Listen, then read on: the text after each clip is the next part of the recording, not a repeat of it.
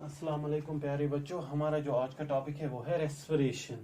इससे पहले हमने न्यूट्रिशन पढ़ा और न्यूट्रिशन में हमने डाइजेशन भी पढ़ा। तो डाइजेशन में हमें पता चला जो फूड है अल्टीमेटली चेंज होता है into soluble food molecule like glucose, और उन सॉल्युबल फूड मॉलिक्यूल्स की फिर एब्जॉर्प्शन होती है इन स्मॉल इंटेस्टाइन और फिर एसिमिलेशन होती है और अल्टीमेटली ये फूड पहुंच जाता है towards the cells of our body. तो जब ये सेल्स में पहुंच जाता है फूड तो उसको एक और प्रोसेस वहाँ पे होती है जिसको हम रेस्पिरेशन कहते हैं, जो हमारा आज का टॉपिक है। ये जो रेस्पिरेशन है इसमें दो प्रोसेस होती हैं। एक होती है फिजिकल प्रोसेस और दूसरी जो प्रोसेस इसमें होती है उसको हम कहते हैं बायोकेमिकल प्रोसेस।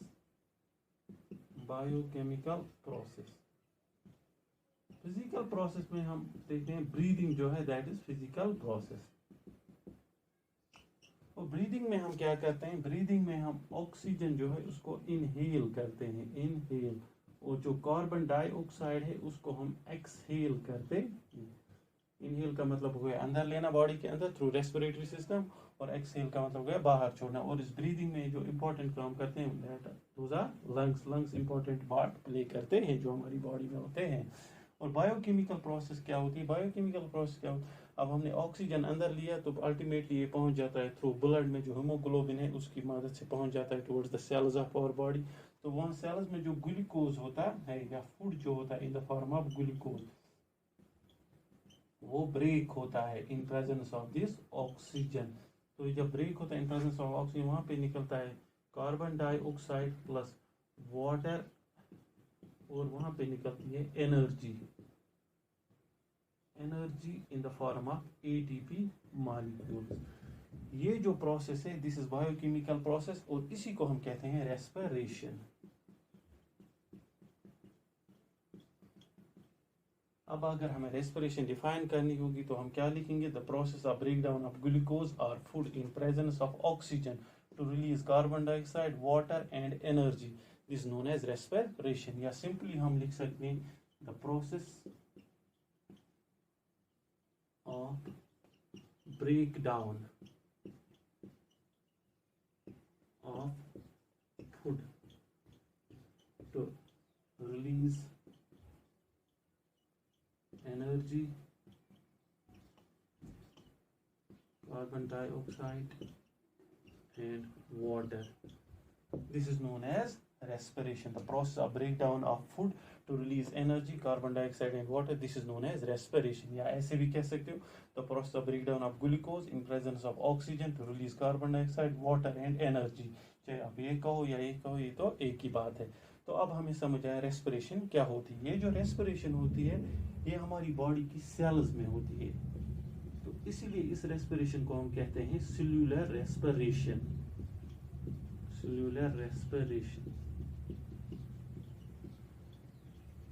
अब यहाँ पर आपने देखा ये जो एनर्जी रेस्पिरेशन में निकलती है ये in the form of ATP molecules निकलती है, in the form of ATP. अब एटीपी का क्या मतलब, एटीपी का मतलब है एडेनोसिन ट्राइफॉस्फेट।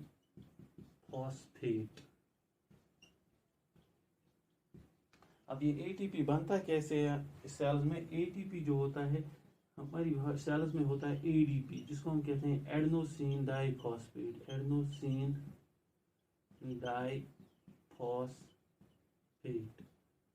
और वहाँ पे होता है इनऑर्गेनिक फॉस्फेट, सेल्स में होता है इनऑर्गेनिक फॉस्फेट। ये बना होता है फॉस्फोरस और ऑक्सीजन का। तो ये जब मिलते हैं इन प्रेजेंस ऑफ ऑक्सीजन, जो ऑक्सीजन आता है फ्रॉम रेस्पिरेशन, तो ये यहाँ पे बनाते हैं एटीपी।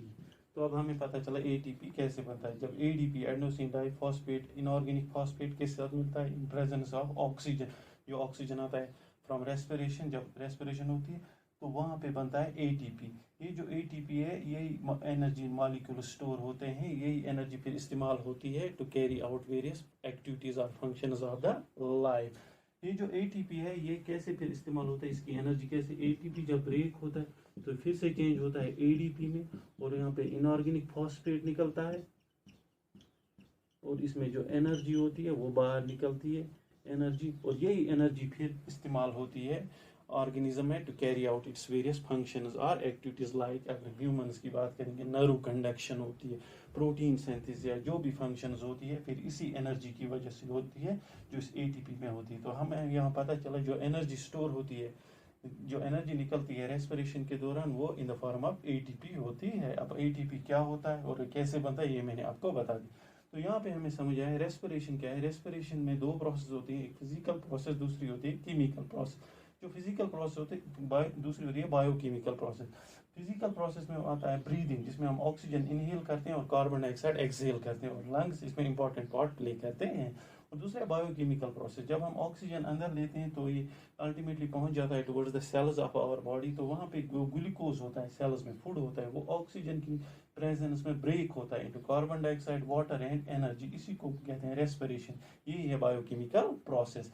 तो अब हमें पता चला रेस्पिरेशन क्या है, the process of break down of food to release carbon dioxide water and energy, या simply the process of break down of glucose in presence of oxygen to produce carbon dioxide water and energy, this called respiration. अब ये जो respiration है ये होती है sales में, इसीलिए इसको कहते हैं सेल्यूलर रेस्पिरेशन। और रेस्पिरेशन में जो एनर्जी निकलती है वो in the form of ATP molecules निकलती है। एटीपी की फुल फॉर्म, एटीपी का मतलब एडेनोसिन ट्राइफॉस्फेट। और एटीपी कैसे बनता है, एटीपी बनता है एडीपी से। एडीपी होता है सेल में, इसको कहते हैं एडेनोसिन डाइफॉस्फेट। ये इनऑर्गेनिक फॉस्फेट के साथ मिलता है, इनऑर्गेनिक फॉस्फेट के साथ मिलता है इन प्रेजेंस ऑफ ऑक्सीजन। जो ऑक्सीजन आता है रेस्पिरेशन के लिए तो उसमें वहां से बनता है फिर एटीपी। एडीपी और इनऑर्गेनिक फॉस्फेट प्लस ऑक्सीजन मिला के बनाते हैं एटीपी। ये जो एटीपी है ये इसका एनर्जी कंटेंट बहुत ज़्यादा है, ये इसका एनर्जी कंटेंट बहुत हाई होता है और एडीपी का एनर्जी कंटेंट बहुत लो होता है। फिर ये एनर्जी इस एटीपी में कैसे बाहर निकले, एटीपी जब ब्रेक होता है तो फिर से बनाता है एडीपी इनऑर्गेनिक फॉस्फेट और ये एनर्जी इससे बाहर निकलती है और यही एनर्जी इस्तेमाल होती है ऑर्गेनिज्म में to carry out its various functions. तो इस तरह से हमने देखा यहाँ रेस्पिरेशन क्या होती है और रेस्पिरेशन को हम कैसे डिफाइन करते हैं। अब हम आगे देखेंगे टाइप्स ऑफ रेस्पिरेशन। अब बेस्ड ऑन द प्रेजेंस और absence of oxygen, oxygen present है या एब्सेंट है, इस बुनियाद पे हम रेस्पिरेशन को दो टाइप्स में कैटेगराइज करते हैं। रेस्पिरेशन के दो टाइप्स हैं, two types of respiration, two types of respiration. अगर हम टाइप्स की बात करेंगे ये किस बुनियाद पे है, प्रेजेंस और एब्सेंस ऑफ ऑक्सीजन, प्रेजेंस और एब्सेंस ऑफ ऑक्सीजन, इस बुनियाद पे हम रेस्पिरेशन के दो टाइप्स करते हैं। एक को हम कहते हैं एरोबिक रेस्पिरेशन, एरोबिक रेस्पिरेशन, और दूसरा टाइप है उसको हम कहते हैं एनएरोबिक रेस्पिरेशन, एनएरोबिक रेस्पिरेशन। अब एरोबिक रेस्पिरेशन क्या है, it is that respiration which takes place in presence of oxygen, in presence of oxygen. और एनएरोबिक रेस्पिरेशन क्या है, it is that respiration which takes place in absence of oxygen. तो यहाँ पे हमें समझ आया aerobic and anaerobic respiration. Aerobic respiration it is that respiration which takes place in presence of oxygen, anaerobic respiration it is that respiration which takes place in absence of oxygen. अब हम अगर देखेंगे अगर ग्लूकोज का एक molecule, glucose का एक molecule break होगा aerobically means in presence of oxygen, तो वहां पे क्या निकलता है, वहां पे निकलते हैं 38 एटीपी मॉलिक्यूल्स। कितने एटीपी मॉलिक्यूल्स निकलते हैं, 38 एटीपी मॉलिक्यूल्स। अगर हम यही एक मॉलिक्यूल ऑफ ग्लूकोज ब्रेक करेंगे एनएरोबिकली, एब्सेंस ऑफ ऑक्सीजन में, एब्सेंस ऑफ ऑक्सीजन, इसका मतलब होगा एनएरोबिकली। तो यहाँ पे क्या निकलता है, यहाँ निकलता है इथेनॉल प्लस CO2 और निकलते हैं 2 ATP मॉलिक्यूल्स। इसके भी दो मॉलिक्यूल, इसके भी दो, और 2 ATP मॉलिक्यूल निकलते हैं। तो इसका मतलब हो गया जो एरोबिक रेस्पिरेशन है वो एनर्जी रिच रेस्पिरेशन है, जो एनारोबिक रेस्पिरेशन है वो एनर्जी रिच रेस्पिरेशन नहीं है। यहाँ पे हमें पता चला अगर एक मॉलिक्यूल ऑफ ग्लूकोज हम ब्रेक करेंगे इन प्रेजेंस ऑफ ऑक्सीजन, इसका मतलब है एरोबिकली करेंगे, तो वहाँ पे निकलते हैं 38 ATP मॉलिक्यूल्स। अब हम अगर देखेंगे यही एक मॉलिक्यूल ऑफ ग्लूकोज हम ब्रेक करेंगे इन एब्सेंस ऑफ ऑक्सीजन, मतलब एनएरोबिकली करेंगे, तो यहाँ पे सिर्फ 2 ATP मॉलिक्यूल्स निकलते हैं। इसका मतलब हमें यहाँ ये पता चलता है जो एरोबिक रेस्पिरेशन है that is energy rich respiration, उसमें बहुत सारी एनर्जी निकलती है, और जो एनारोबिक रेस्पिरेशन है ये एनर्जी रिच रेस्पिरेशन नहीं है, उसमें बहुत कम एनर्जी निकलती है। उसके बाद आपको ये भी याद रखो रेस्पिरेशन जो होती है, जो ये आप आगे पढ़ोगे आने वाले क्लासेस में, खासकर 11th में आप डिटेल में पढ़ोगे, रेस्पिरेशन में 2 स्टेप्स होते हैं। एक स्टेप को हम कहते हैं ग्लाइकोलिसिस, ग्लाइकोलिसिस, और दूसरा स्टेप जो होता है उसको हम कहते हैं क्रेब्स साइकिल। फॉर एग्जाम्पल अगर हम यहाँ देखेंगे ग्लूकोज, इसका हम लेंगे एक मालिक्यूल हम लेंगे ग्लूकोज का। अगर ये ब्रेक होगा, जब एक मालिक्यूल ऑफ ग्लूकोज ब्रेक लेते हैं हम, ये ब्रेक होता है इनटू पायरुवेट। ये एक मालिक्यूल ऑफ ग्लूकोज पहले ब्रेक होता है इनटू पायरुवेट, इसके 2 मालिक्यूल बनते हैं, पायरुवेट या पायरुविक एसिड, इसके 2 मालिक्यूल बनते हैं। इस प्रोसेस को हम कहते हैं ग्लाइकोलिसिस। और ये याद रखना ये सेल के साइटोप्लाज्म में होता है। उसके बाद ये जो पायरुवेट होता है ये इंटर होता है सेल के माइटोकॉन्ड्रिया में, माइटोकॉन्ड्रिया जो सेल में होता है, जो 9th में आपने पढ़ा होगा, इसको हम कहते हैं power house of the cell. और ये पायरुवेट जब माइटोकॉन्ड्रिया में हो इंटर होता है तो ये इन प्रेजेंस ऑफ ऑक्सीजन की प्रेजेंस में ये ब्रेक होता है, किसमें, CO2 प्लस 6 टाइम्स H2O, वो निकलता है वहां पे 38 ATP मॉलिक्यूल्स। ये जो स्टेप है break down of pyruvate into carbon dioxide, water and energy, इसको हम कहते हैं क्रेब्स साइकिल। तो हमें यहाँ पे समझ आएगा जो रेस्पिरेशन है इसमें 2 प्रोसेसेस होते हैं, 2 स्टेप्स हैं, ग्लाइकोलिसिस एंड क्रेब्स साइकिल। पहले हमने देखा अगर हम एक मॉलिक्यूल ऑफ ग्लूकोज लेते हैं वो चेंज होता है इनटू 2 मॉलिक्यूल्स ऑफ पायरुवेट या pyruvic acid, conversion or breakdown of 1 molecule of glucose into 2 molecules of pyruvate, this is called glycolysis। इसको हम कहते हैं ग्लाइकोलिसिस, जो सेल के साइटोप्लाज्म में होता है। और फिर ये पायरुवेट इंटर होता है माइटोकॉन्ड्रिया में, सेल के माइटोकॉन्ड्रिया में, वहाँ in presence of oxygen break होता है into carbon dioxide, water and energy. breakdown of this pyruvate in presence of oxygen into carbon dioxide, water and energy in mitochondria, this is called Krebs cycle. इसको हम कहते हैं Krebs cycle. इस step को, ये 2 steps होते हैं respiration, ये ग्लाइकोलिसिस और क्रेब्स साइकिल। आप डिटेल में, यहाँ पे आपको डिटेल में नहीं पढ़ना है, ये आप डिटेल में पढ़ोगे 11th क्लास में। उसके बाद अगर आप देखोगे यहाँ पे हमने देखा इन प्रेजेंस ऑफ ऑक्सीजन, मतलब ये एरोबिक रेस्पिरेशन में। अगर हम इन एरोबिक रेस्पिरेशन की बात करेंगे, अगर हम एक मॉलिक्यूल ऑफ ग्लूकोज लेंगे, एक मॉलिक्यूल ग्लूकोज का लेंगे, तो एनारोबिक रेस्पिरेशन में भी पहला स्टेप सेम होता है, वहां पे भी ग्लाइकोलिसिस पहला स्टेप होती है।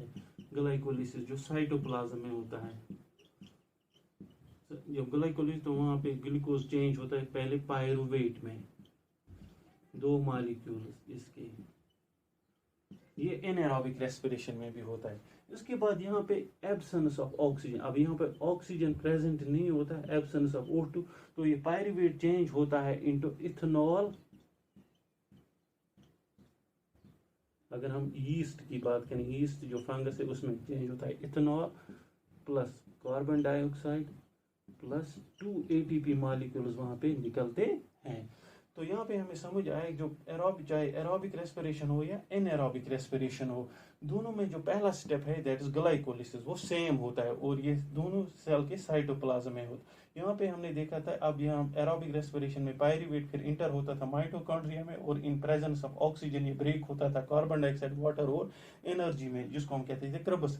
अब यहाँ पे ये क्रेब्स साइकिल नहीं होता क्योंकि यहाँ पर ऑक्सीजन प्रेजेंट नहीं होता है, तो ये इन एब्सेंस ऑफ ऑक्सीजन ये पायरुवेट ब्रेक होता है into ethanol, carbon dioxide and 2 ATP molecules. ये और ये बात भी याद रखना, ये जो एनारोबिक रेस्पिरेशन होती है ये कंप्लीट होती है सेल के साइटोप्लाज्म में ही, कंप्लीटली ये सेल के साइटोप्लाज्म में होती है एनारोबिक रेस्पिरेशन, ये आप याद रखोगे एरोबिक रेस्पिरेशन।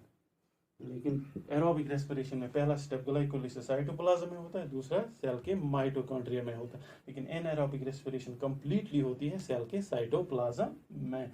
उसके बाद हमारी बॉडी में भी होती है एनारोबिक रेस्पिरेशन, कभी कभी हमारी बॉडी की जो मसल सेल्स हैं उनमें भी होती है कभी कभी एनारोबिक रेस्पिरेशन। जब भी हम कोई हेवी एक्सरसाइज करते हैं या हेवी काम करते हैं तो उस टाइम हमारी बॉडी की जो मसल सेल्स हैं, मसल सेल्स, उनमें एनारोबिक रेस्पिरेशन होती है, तो वहाँ पे भी पहला स्टेप यही होगा, जो ग्लूकोज होगा वो कन्वर्ट होगा किस में, पायरुवेट में, क्योंकि चाहे एरोबिक रेस्पिरेशन हो या एनारोबिक, पहला स्टेप सेम है दोनों में। ग्लाइकोलिसिस के जरिए पायरुवेट में चेंज होता है। फिर क्या होता है, ये सेल के साइटोप्लाज्म में होता है। फिर ये पायरुवेट चेंज होता है इन एब्सेंस ऑफ ऑक्सीजन। अब ऑक्सीजन नहीं है, एब्सेंस ऑफ ऑक्सीजन चेंज होता है in lactic acid, 2 molecules of lactic acid, और यहाँ पे 2 ATP मॉलिक्यूल्स निकलते हैं। तो इससे हमें पता चल रहा है हमारी बॉडी में कभी कभी जो एनारोबिक रेस्पिरेशन है वो होती है। कब होती है, जब हम कोई हेवी एक्सरसाइज करते हैं, हेवी काम करते हैं, तो उस टाइम हमारी जो मसल सेल्स होती हैं, बॉडी की मसल सेल्स, उनमें ज़्यादा एनर्जी की ज़रूरत होती है। तो उस एनर्जी को कंपनसेट करने के लिए जो ग्लूकोज होता है, जो फूड होता है, वो एनारोबिकली ब्रेक होता है। तो एनारोबिकली जब ब्रेक होता है तो वो चेंज होता है किसमें, लैक्टिक एसिड में, और वहाँ सिर्फ 2 ATP मॉलिक्यूल्स निकलते हैं। तो इस तरह से आज हमने पढ़ा रेस्पिरेशन और इसके टाइप्स के बारे में। तो हमारा जो आने वाला लेक्चर होगा तो उसमें हम पढ़ेंगे respiration in plants and animals. अब डिफरेंट एनिमल्स जो है और प्लांट्स हैं उनमें रेस्पिरेशन कैसे होती है, कौन सा सिस्टम है उनकी बॉडी में जिसके जरिए वो रेस्पिरेशन करते हैं। Thanks for watching, have a good day.